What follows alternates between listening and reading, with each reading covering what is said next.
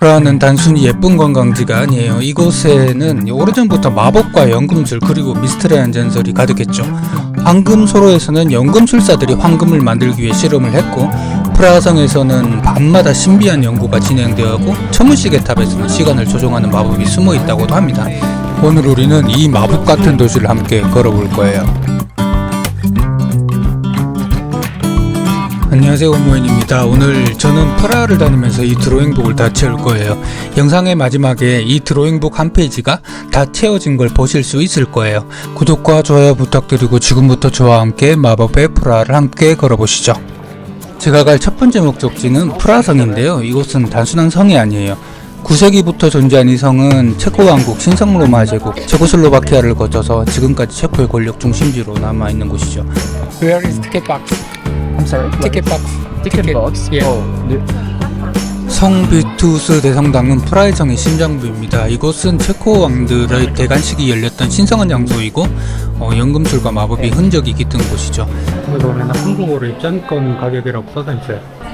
저는 메뉴가 메인회로 이걸 사야 돼요.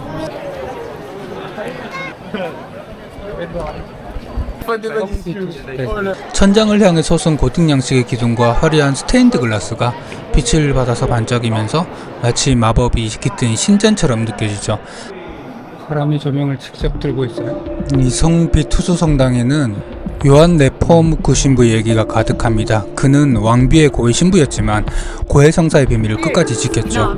왕이 강제로 비밀을 말하라고도 압박을 했을 때 그는 단 한마디도 입을 열지 않았어요. 결국 신부는 불타바 강으로 끌려가 차가운 물속에 던져졌습니다. 그의 시신이 떠오를 때 강 위에는 5개의 빛나는 별이 나타났다고 합니다.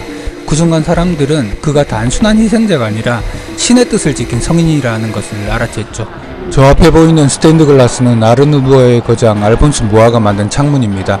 색의 변화, 패턴 속 원과 삼각형, 그리고 빛과 그림자가 조화롭게 그려져 있죠. 이 창에는 태양과 달, 불과 물, 황금과 은이 표현되어 있는데 연금술의 원리가 이 유리 속에 새겨져 있죠. 이제 나왔습니다.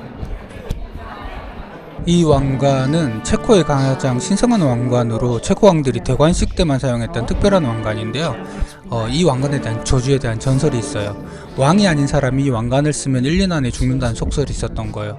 1941년에 나치 체코 통치자였던 라인하르트 하이드리히가 이 왕관을 쓰고 몇 달 후에 암살을 당했던 거죠. 그래서 이런 전설이 생긴 것 같습니다. 천장에 이렇게 그림으로 다 덮여있네요. 가문의 문양 같은데.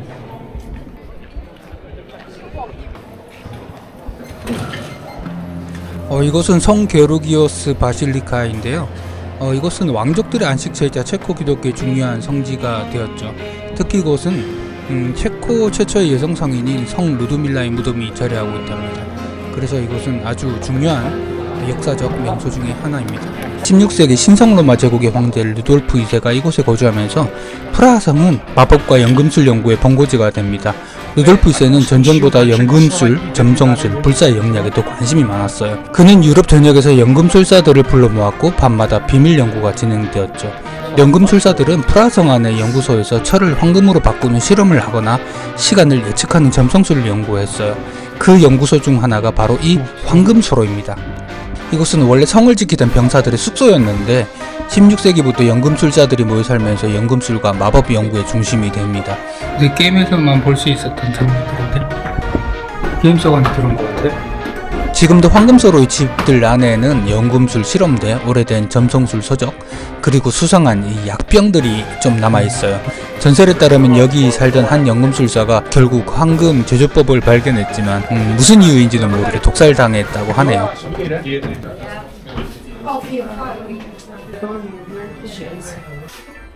돌아간다. 이렇게 돌리면 밖을 볼 수 있고, 이렇게 하면은 저거로부터 화살을 막을 수 있다. 뭐 이런 것 같은데. 철퇴입니다. 철퇴. 이 가운데 맞으면 끄덕나겠는데. 여긴 주바인가봐요. 사람들이 여기서 동전을 던져갖고 공유를 하고 있었나봐요. 여기 황금소로는 단순한 거리가 아니었습니다. 문학과 예술 그리고 신비로운 이야기가 가득한 곳이었죠. 프란츠 카프카는 1916년 이곳 22번지에서 머물면서 시골 의사를 집필했다고 해요. 그리고 체코의 시인과 극작가 그리고 타로 마스터, 출판업자들이 이곳에 머물면서 예술가들과 함께 교류했던 거로 보입니다. 과거 연금술을 비롯해 창작과 같은 역사적 순간들이 녹아있는 아주 중요한 장소인 거죠. 영화 제작사의 집이었나요?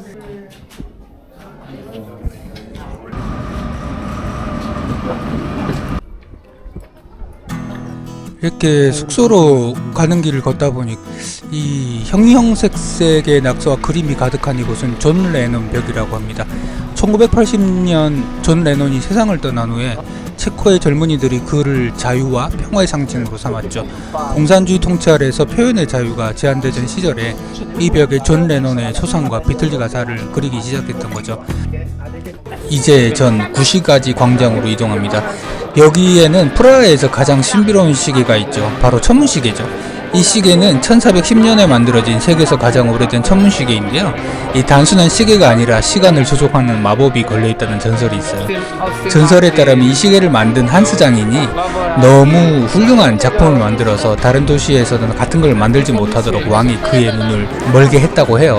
분노한 한스는 시계를 만진 뒤에 그 순간 시계가 멈춰버렸다고 합니다. 시간을 보여주는 것 뿐만이 아니라 태양과 달의 움직임 그리고 황도, 시비궁, 전체 위치까지 표현해주는 복잡한 기계장치죠. 매시각이 되면 작은 창문이 열리고 해골이 등장해서 시간을 알리는 퍼포먼스를 보여주죠. 이 시계는 또한 연금술과 관련이 있는데 황금빛 태양과 붉은 불은 금속의 변환, 푸른색과 다른 영혼의 순수함, 검은 그림자는 죽음과 해체, 니그레도를 의미합니다. 여기 오시는 걸 여긴 당연히 오시게 되겠죠. 배고프네요. 핫도그를 하나 먹겠습니다.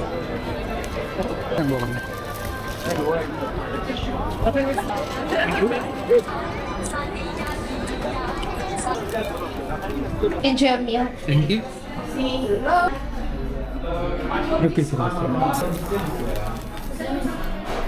약간 라면 스프 맛있습니다.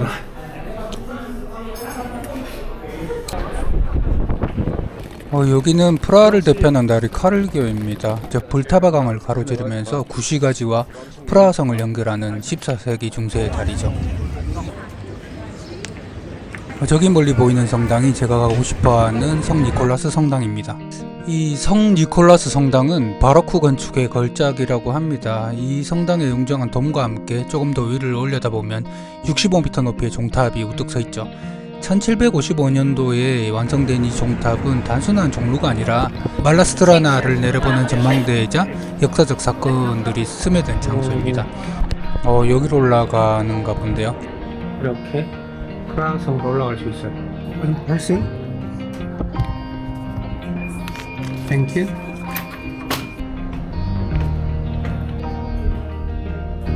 여기가 종탑 관리자의 방이라고 하네요. 거울이 이렇게 있네요.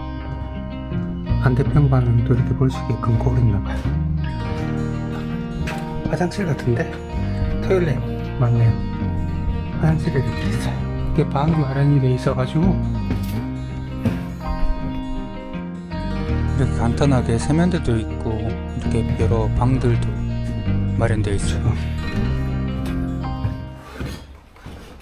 어떻게 올라가는데 종이 이렇게 있어요. Hello. Hello. Hey.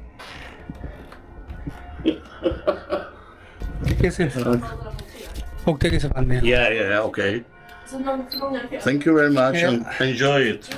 여기가 215개의 계단을 따라 탑을 오르면 눈앞에 펼쳐지는 프라하의 붉은 지붕들과 불타바강 그리고 프라하성의 장엄한 모습들이 보입니다.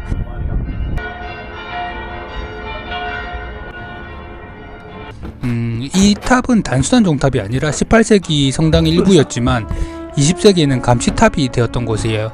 1948년 체코슬로바키아가 공산주의 체제에 들어서면서 비밀경찰의 감시탑으로 사용되었던 곳이죠. 여기서 감시원들은 망원경으로 프라하 전역을 주시하면서 서방 외교관들과 반체제 인사들의 움직임을 감시했던 곳입니다. 이곳이 한 시대의 어두운 그림자를 품고 있었던 곳이죠. 그리고 이곳에서는 천체 움직임과 인간 운명의 관계를 연구하던 점성술사들이 활동했었고요. 심지어 연금술사들이 신비로운 실험을 진행했다는 전설도 있는 곳입니다.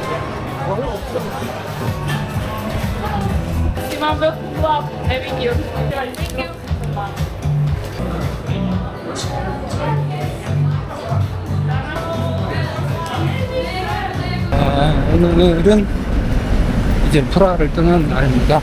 프라하에서 감기에 걸려서 좀 오래 있었어요. 그러자마자 감기가 심하게 걸려가지고 한 일주일은 쉬고 한 일주일은 좀 돌아다녔는데 휴식하러 왔다고 할 수 있죠. 아직까지 코가 좀 맹맹해요. 지금 기차역으로 가고 있는 중입니다. Where can I go here? You can this to this display. Tam 5S. Thank you so much. Yeah.